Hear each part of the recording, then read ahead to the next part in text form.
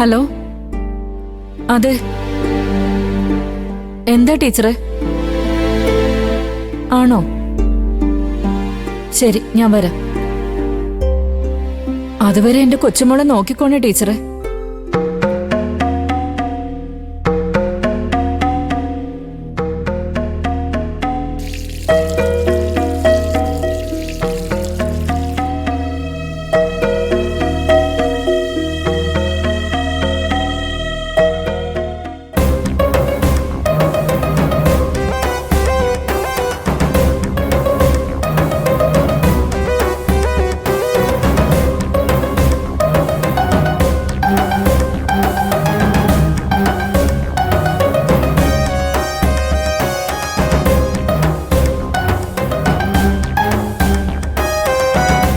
ഞാനൊന്ന് കൊച്ചുമോളുടെ സ്കൂൾ വരെ പോവാ.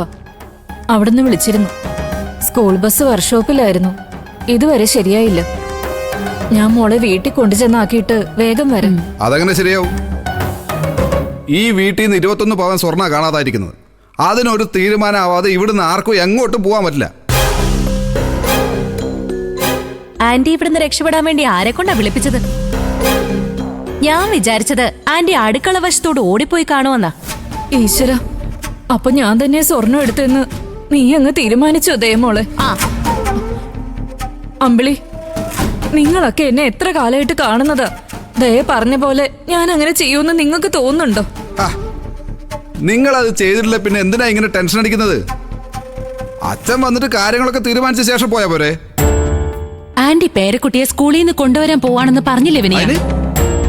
രാവിലെ അച്ഛൻ എന്നെ വിളിച്ചപ്പോ പറഞ്ഞിരുന്നു സ്കൂൾ വാൻ ഇല്ലാത്തോണ്ട് സരോജിനി ആന്റി ലച്ചുമോളെയും കൊണ്ട് പേരക്കുട്ടിയെ സ്കൂളിൽ കൊണ്ടുവിടാൻ പോയിരിക്കുകയാണെന്ന്. ആന്റി പൊക്കോ. കൊച്ചുമോളെ വീട്ടിൽ കൊണ്ടു വിട്ടിട്ട് സമാധാനത്തോടെ വന്നാൽ മതി. അതെ, ആന്റി സ്വർണ്ണം എടുത്തൊന്നും ഞങ്ങളാരും വിചാരിക്കുന്നില്ല.